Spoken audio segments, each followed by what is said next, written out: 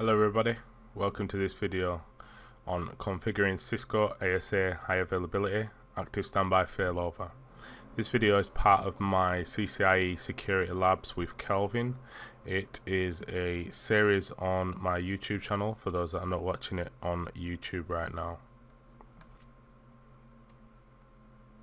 As I always do before we get into the demonstration, I will go over the main points that I have picked out as part of my studies. So starting top to bottom, the two ASAs need to be identical, but only one will pass traffic as they're acting in an active standby fashion.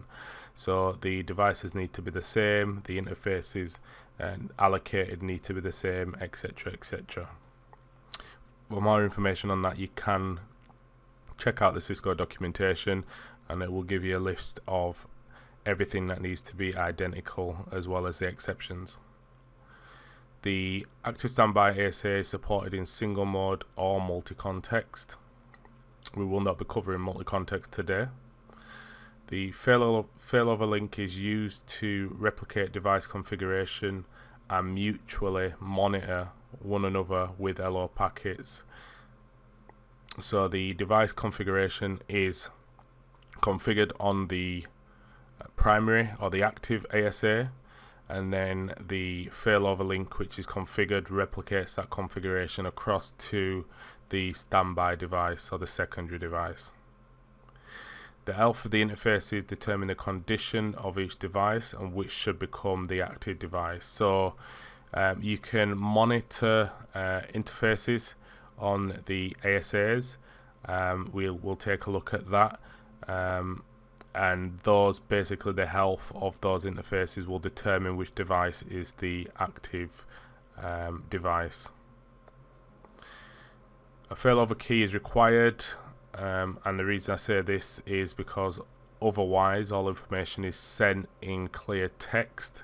So the information exchange between both devices is going to be exchanged in clear text if we don't issue a failover key. Active failover, it's only supported in multi-context, so if you're running single mode, you cannot support active failover. It will have to be active standby failover. And up to 250 interfaces can be monitored. So as I spoke about, the interface monitoring, which determines the health and whether devices should fail over, depending on how many interfaces you have configured on your ASA, you can additionally choose to monitor those interfaces so that if the interfaces stop passing traffic, then the device will fail over. So just a little bit more about the requirements that that I touched on briefly at the start of the last slide. So the two units must be the same model, as I mentioned. They must have the same number and type of interfaces. So that's the same as what I mentioned last time. So let's say, for instance, gig 01 is towards the inside of your network, connected to a switch and then to your LAN environment. The same needs to happen for the secondary ASA as well, or the standby. The same security services modules or SSMs need to be installed on both ASAs if used. The same RAM needs to be installed. Units must be operating in the same mode, so rooted or transparent mode, and must both be in single or multi-context mode. So you can't have one device operating in rooted and then the other device operating transparent. You won't be able to form an active standby HA pair like that.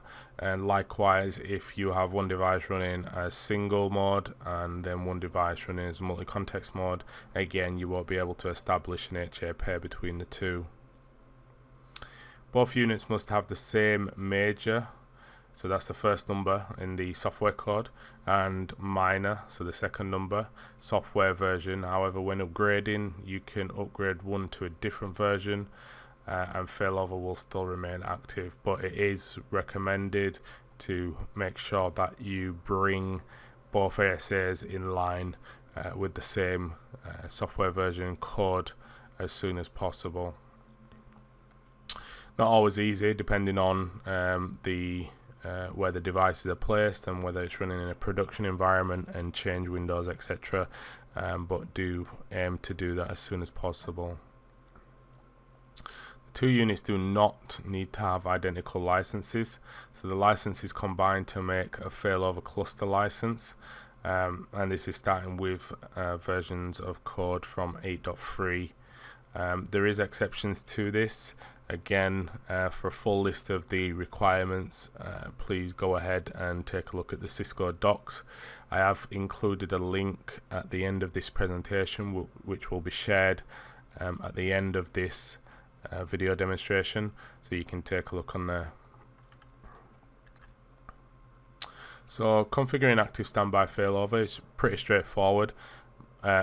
Pretty much all the configuration is done on the primary or the active ASA, and then once you establish the active standby failover with the secondary device, the configuration is synced across to the secondary device or the standby device.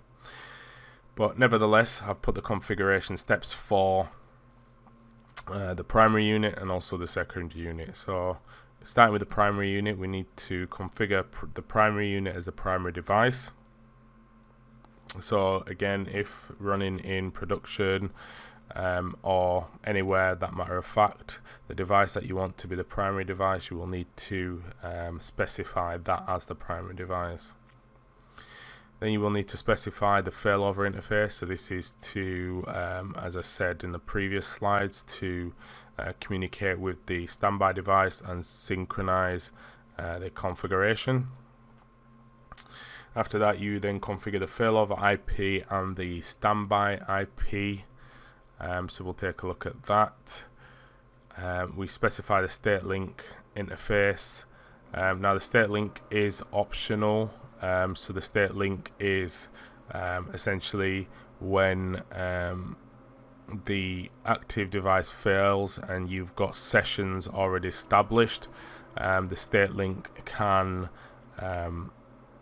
keep those sessions alive by transferring the session states across to the standby then active device.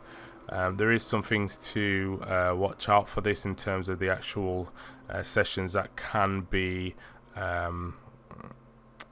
that can remain, and those sessions that will need to be re-established. So again, take a look at the Cisco documentation for that. So once we have specified the state link interface, we then configure the IP address for that as well as the standby IP address for that. So just on the failover IP and the state link IP, the standby IP address is actually the IP address which falls within the same subnet as the actual failover IP. So the standby IP is the standby device's IP address. So the primary unit needs to know that so that they can establish that adjacency, if you like.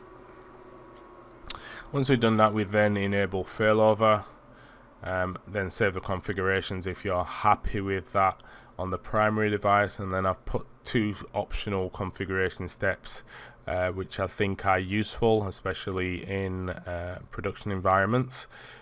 So that is to configure interface monitoring. So as I mentioned on the previous slides, it is useful to configure monitoring of your most important interfaces, so that when those links, or if those links fail, the failover is triggered and the standby device becomes the active device.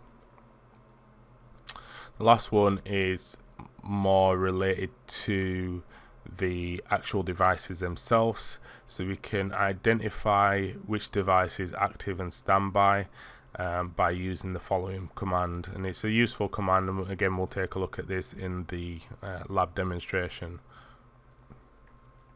So then on the secondary unit, we then specify the failover interface as we did with the primary unit. We then configure the failover IP and standby IP. So the failover IP will be the primary device's IP address, and then the standby will be itself. Last of all, we enable failover on that one, and then we should begin to see the replication and the devices become active standby. And then at that point, all the configuration is done on the primary or the active unit. So if you're making changes, again, they're replicated across to the standby, so there's no need to carry out the same configurations twice. You just do it on the active device and then save configuration on that. So in today's demonstration, this is the topology that we're going to be using. Our main focus is going to be establishing the or configuring the active standby failover on the two ASAs up here.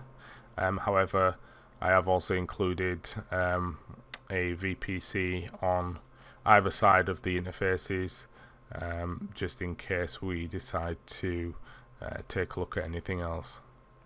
We have gig 03 and gig 02. They're going to be used as our failover and state links, and then we've got the what I'm going to call the inside and what I'm going to call a DMZ link. So if we flip now over to the actual topology itself, we've got two clean ASAs here that are not configured. So ASA V1 is going to be our primary or active device, and ASA V2 is going to be our secondary. So we'll jump straight in now with the configurations. And this is a fresh ASA, so we'll just change the name to let's go into global config.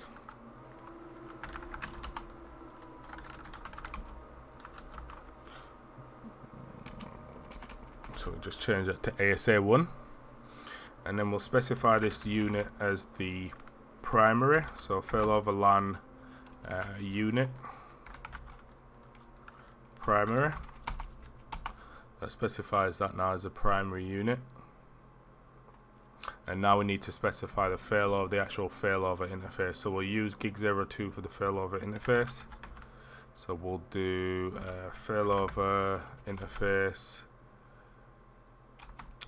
failover LAN interface rather, and we need to give it a name. So we'll just call this failover link. So I need to specify the physical interface, so that's going to be gig 02. So that what that does there is it clears all the interface config that was configured on that previously. However, this is a fresh ASA, so nothing was configured on that. So now what we'll do is we'll specify the IP address for that. So we'll do the previous command that I entered, so failover interface IP, and we'll just give it a 1.1.1 because it's not going to be routing between with anything. It's just going to be communicating with the secondary SA, and then we'll give that the IP address of 255.255.255.252, and then we also failover interface IP. I need to specify the name of the interface here, so you can see there now F4 link is what I called it. Now we can give it its IP, so we'll just do 1.1.1.252, and then standby is the standby IP, so we'll just do 1.1.1.2, and that's it. So if we have a look at show IP address, we can see that our failover interface is configured now with the IP address. Okay, so what we need to do now is we need to just go into interface gig 02, just do a no shut.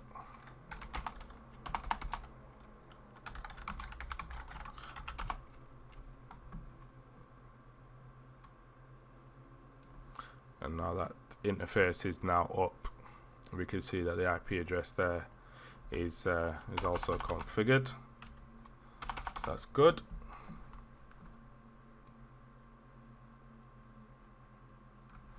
So our next one is going to be our state link. So this is going to be gig02, gig03 rather.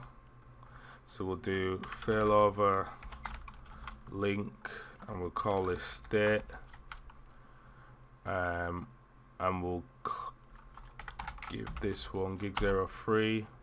So again, that clears any configuration that was on that interface.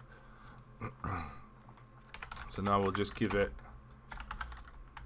interface IP address, and then we called it. So if we have a look now, we can see that we've got the state interface there as well at gig03. So we'll call that one state, and then we'll give it an IP address of 2.2.2 1 rather 252, and again we'll specify the standby as 2.2.2. Okay. So if we have a look at gig03, we can see that it's still shut down, but we've got the IP address issued. So what we'll do now is go into that interface and enable that. Oh shit, I've got fat fingers this evening by the looks of it. That interface should now be up. Yep, so that interface is now up.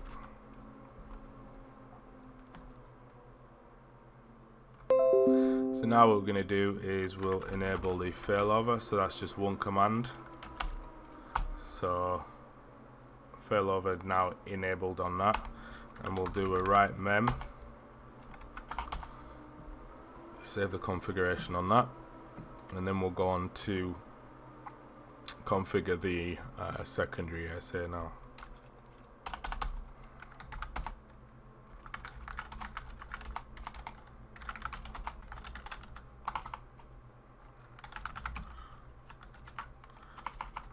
ASA2.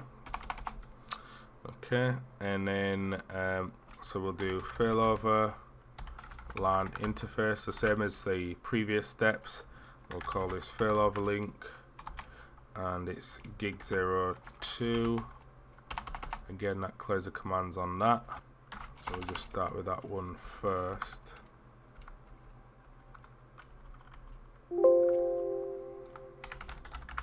So we'll do failover interface IP. We'll specify this for the failover link, and then the IP address was so we're specifying here is the primary IP, and then we issue the standby, which is going to be 1.1.1.2. Okay, and again we just need to go into that interface and do a no shut.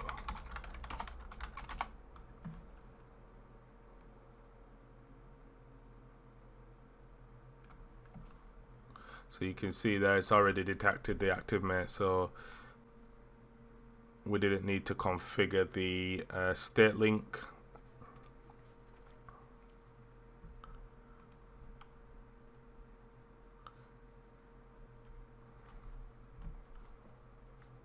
So we only had to configure the failover link.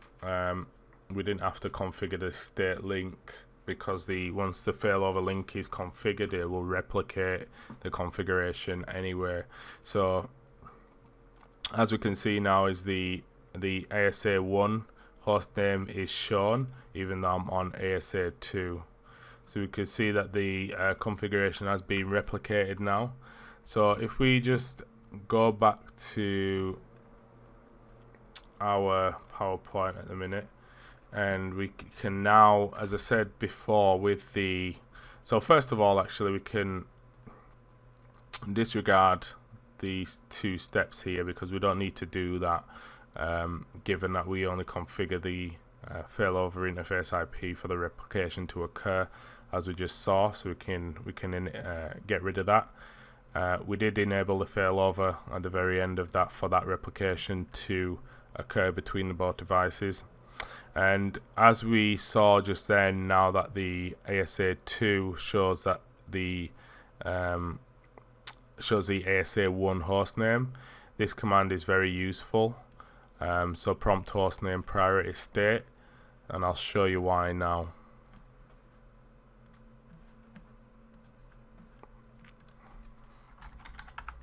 So prompt hostname priority state.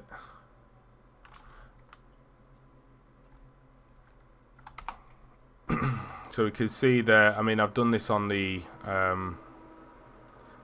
secondary unit. So as you can see, you get a warning saying that the configuration replication is not performed from the standby to the active because I'm on the standby unit. But as you can see, what I've done is in terms of changing the host name, we can see now that this ASA2 is actually the secondary and it's in standby.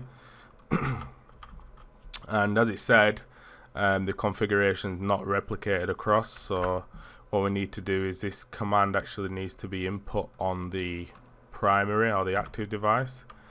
There we go, and now we can see that this device is the primary active device. So now if I do a write mem, we can also see that the write mem has happened on the secondary device as well. So now if we just do a show failover,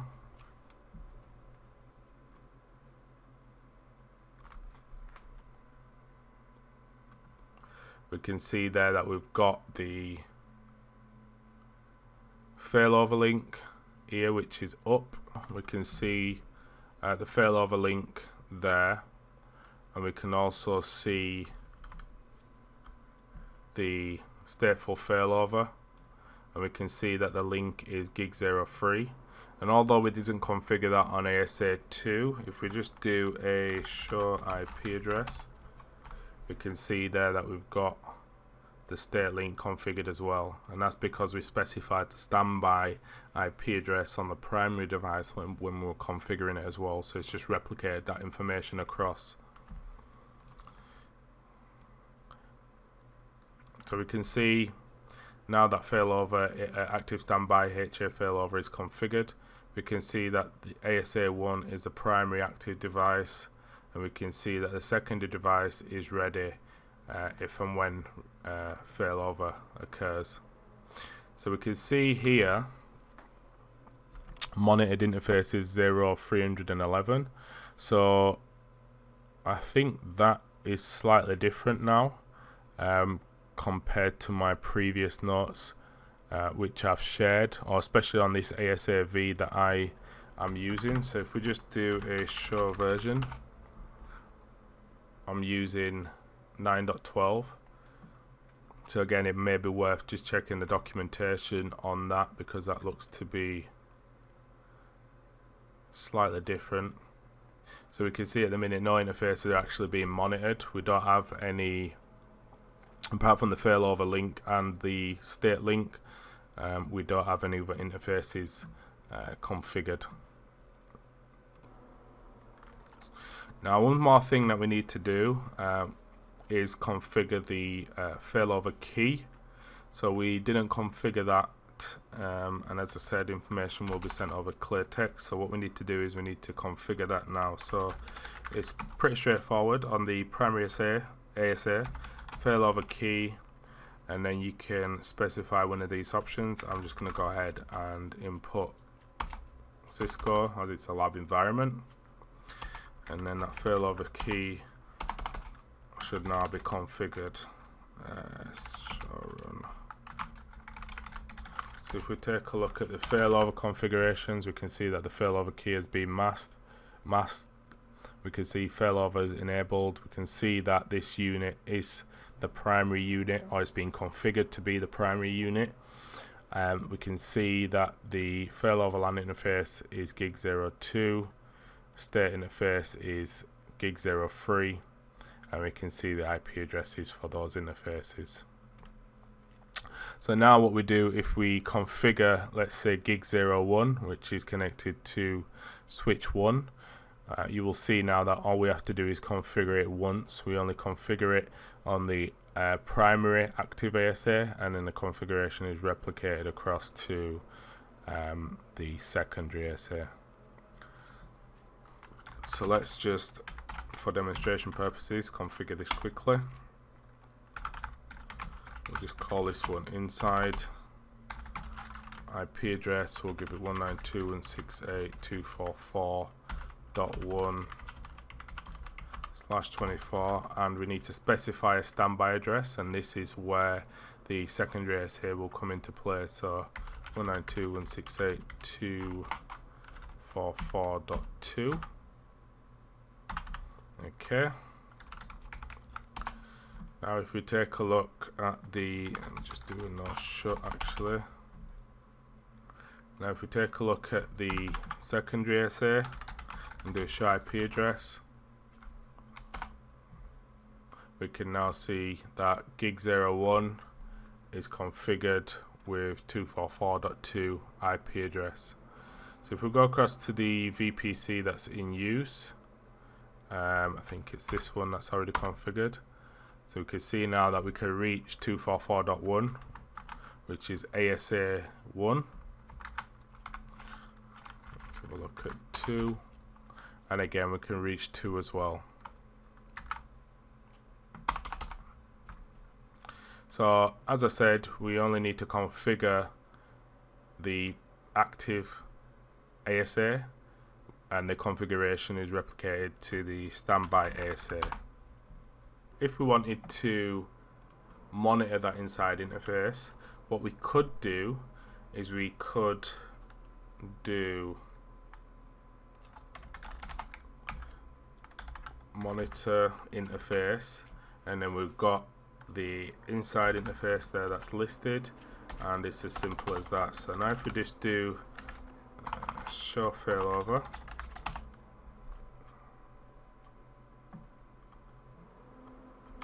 we now see that one interface is monitored out of a maximum of 311. Again,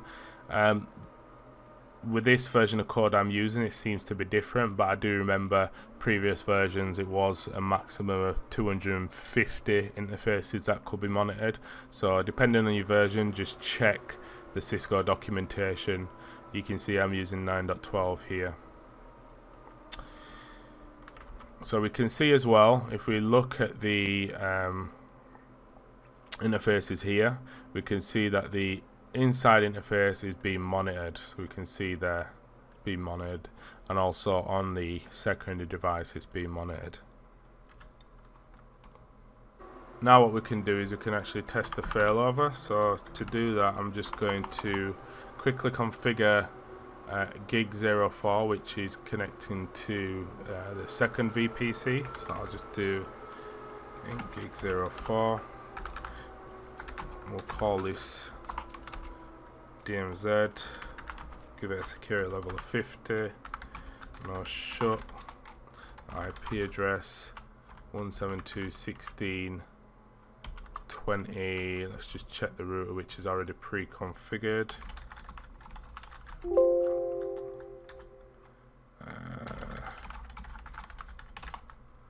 20.1, so we'll use 20.2,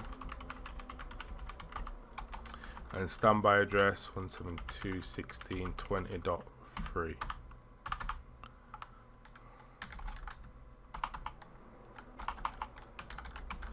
Short interface gig 04. That's up and configured now, so that's good. And what we'll do is we'll just do add a static root. So we'll do root anything destined to 19. In fact, we need to root to DMZ. Anything destined to 192.168.245.0. It's gonna go via 16.20.1. Okay, so we've got our root configured there.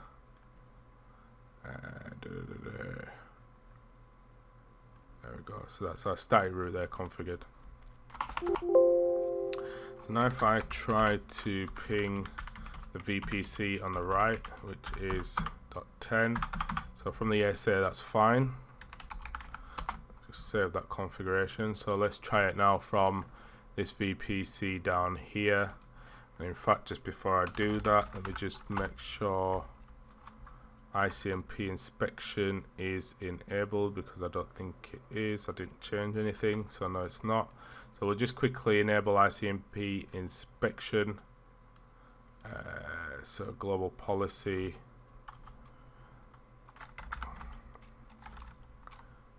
Where does that come from? Inspect ICMP. Okay, so on this VPC now, let's try to ping 192.168.245.10. Okay, so now we can see that that's working. That's fine. Now what I'll do is I'll set up a continuous ping so that we can test the failover.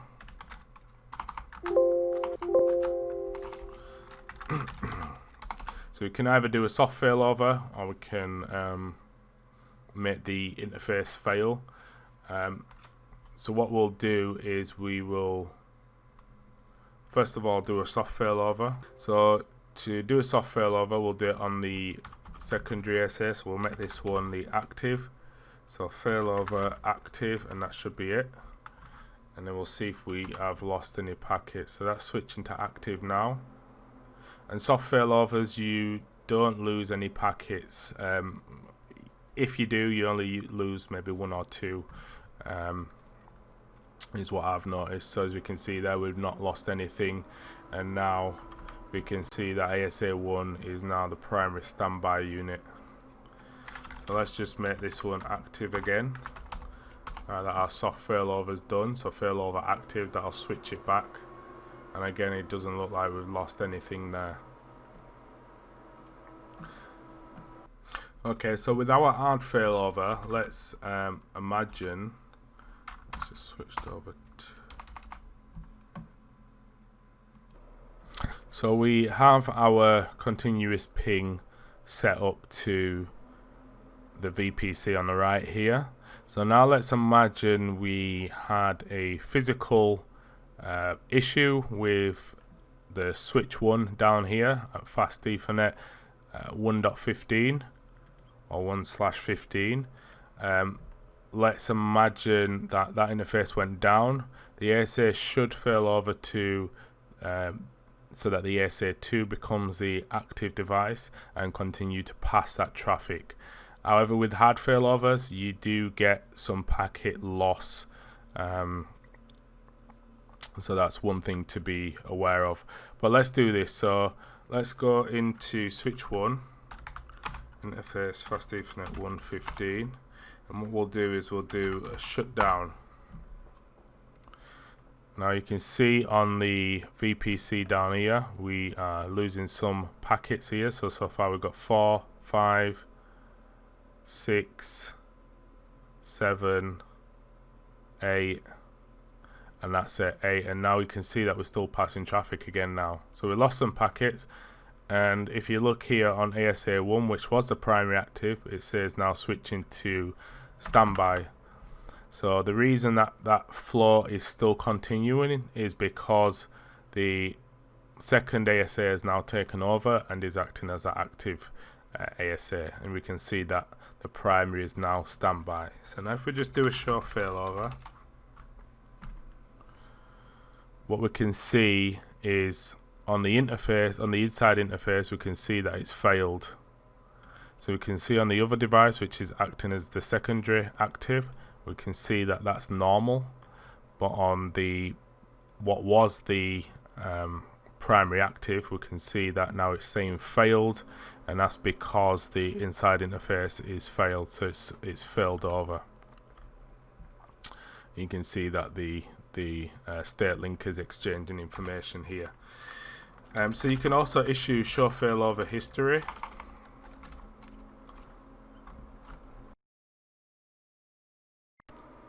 Here is you can see here that the interface check has failed, so the inside interface has failed.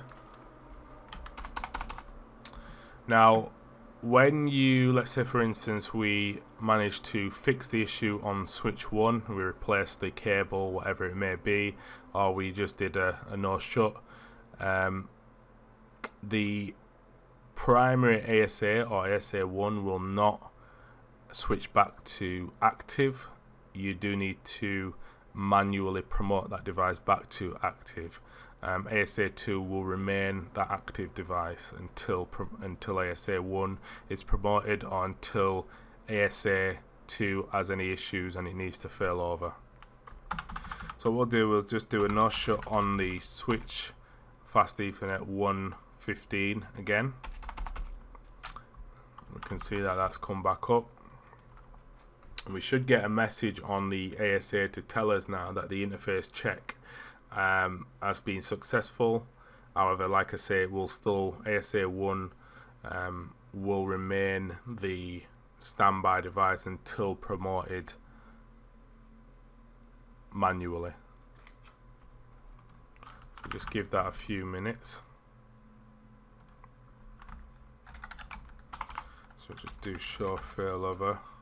So there we go. As we can see that the interface is switching to OK for the reason interface check was failed. So if we just do show failover, we can see that standby ready now. It's not showing it's failed anymore, and we can see that the inside interface is back to normal and waiting. So to promote that device back, we just issue the same command that we did before with the soft failover, which is failover active, and we don't lose any packets there, and then that device then becomes the primary active ASA again.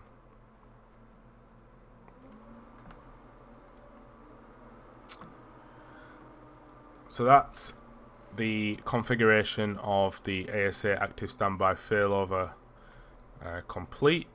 We configured the primary unit. All the configurations take place on the primary unit. With the secondary unit, we don't have to configure the state link interface or the IP addresses, because that is once you configure the failover IP address and the configuration takes place, you don't need to do this.